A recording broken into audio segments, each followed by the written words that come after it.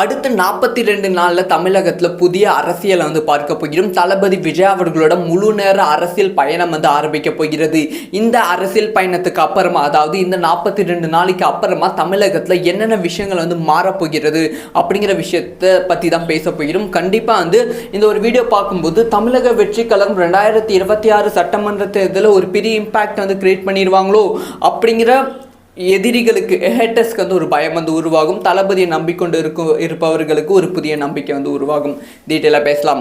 அதாவது ஜனநாயகம் திரைப்படத்தோட ஷூட்டிங் முடிச்சுட்டு அப்போ தான் முழு நேர அரசியல்வாதியாக தளபதி விஜய் அவர்கள் ஈடுபட வேண்டும் அப்படிங்கிற ஒரு விஷயத்தில் தெளிவாக இருக்காங்க.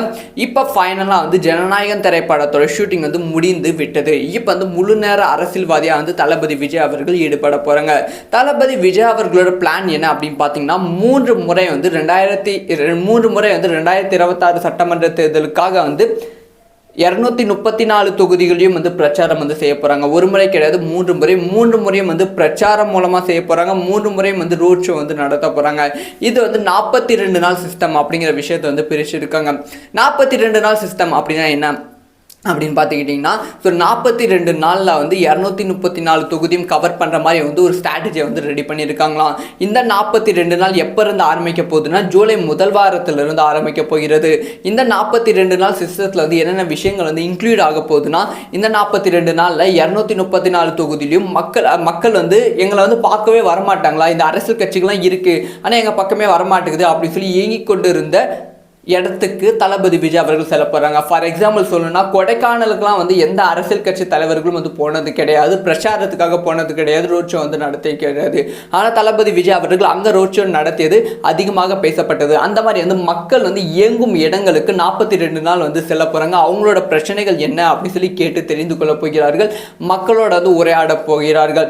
இந்த 42 நாள் முதல் டெஸ்ட் எதுக்கு அப்படின்னு பார்த்தீங்கன்னா, இந்த 42 நாளில் அவங்களோட அரசியல் கட்சியை பலப்படுத்துவாங்களாம்.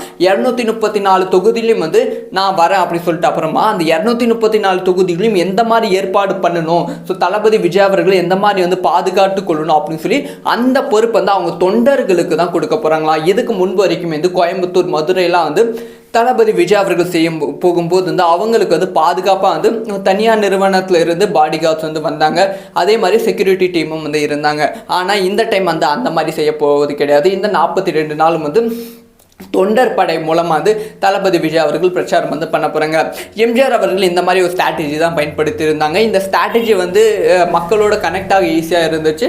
அவங்க தொண்டர்களுக்கு ஒரு பெரிய நம்பிக்கை உருவாக்க பயன்படுத்துச்சு. அதே சமயம் கட்சியை வளர்த்தவும் இந்த ஒரு விஷயம் பயன்படுத்துச்சு. அதாவது இந்த 234 தொகுதியிலும் போகும்போது செக்யூரிட்டி கார்டு எந்த அளவுக்கு இருக்காங்களோ அதே மாதிரி அவங்க தொண்டர்கள் படை மூலமாக தளபதி விஜய் அவர்களுக்கு செயின் மாதிரி பாதுகாப்பு இருக்க போகிறாங்களா, அவங்களே பாதுகாத்து கொள்ள போகிறார்களாம் தளபதி விஜய் அவர்களை.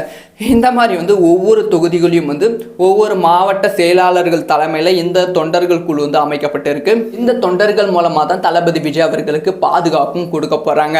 இதனால் என்ன பிளஸ் அப்படின்னு கேட்டீங்கன்னா, மக்களோட ஈஸியாக கனெக்ட் ஆவாங்க. தொண்டர்கள் தளபதி விஜய் அவர்கள் பக்கத்தில் இருப்பதால் மக்கள் தலைவன் அப்படிங்கிற ஒரு நேம் தளபதி விஜய் அவர்களுக்கு வரும். அதே சமயம் 244 தொகுதியிலும் அடுத்தடுத்து தொண்டர்கள் பலமாகும் போது அந்த கட்சியும் பலமாகும். 234 தொகுதியும் சமயம் பலமாகும். இந்த ஒரு ஸ்ட்ராட்டஜி எம்ஜிஆர் அவர்கள் பின்பற்றி இருந்தாங்க. அதே ஒரு ஸ்ட்ராட்டஜியை இப்போ விஜய் அவர்களும் பின்பற்ற போறாங்க. இந்த தொண்டர் படை எந்த அளவுக்கு தளபதி விஜய் அவர்களுக்கு கை கொடுக்க போகிறது அப்படிங்கிற விஷயத்தை வெயிட் பண்ணி தான் பார்க்கணும். ஆல்ரெடி இந்த தொண்டர் படை மூலமா ஒரு ரோட் ஷோ நடத்தியிருக்காங்க. மதுரைக்கு செல்லும்போது எந்த விதமான செக்யூரிட்டி கார்டும் அவங்க முன்னேற்பாடுகள் செய்யவில்லை. திடீர்னு ரோட் ஷோ நடத்தணும் அப்படிங்கிற ஒரு சூழ்நிலை வந்ததால் அங்க இருக்க மாவட்ட செயலாளர்கள் அடுத்த 1 மணி நேரத்தில் காவல் அதிகாரிகள் கிட்ட பர்மிஷன் வாங்கி தொண்டர்களை கூப்பிட்டு அவங்களுக்கு ஒரு பாதுகாப்பு, அதாவது தளபதி விஜய் அவர்கள் வரும் வாகனம் அந்த ஒரு ரோட்ல பாதுகாப்பு ஏற்பாடு பண்ணி அது எல்லாமே பண்ணது மதுரை மாவட்ட செயலாளர்கள் மட்டுமே. இந்த மாதிரி தான் ஒவ்வொரு மாவட்டத்திலும் அந்த செயலாளர்களும் நிர்வாகிகளும் களத்தில் இறங்க போகிறாங்க. காவல் அதிகாரிகளை நம்ப போவது கிடையாது, செக்யூரிட்டி கார்டை நம்ப போவது கிடையாது. முழுக்க நிர்வாகிகளையும் தன்னோட நண்பர்களையும் நம்ப போகிறாரு தளபதி விஜய். என்ன நடக்க போகுது வெயிட் பண்ணி பார்க்கலாம்.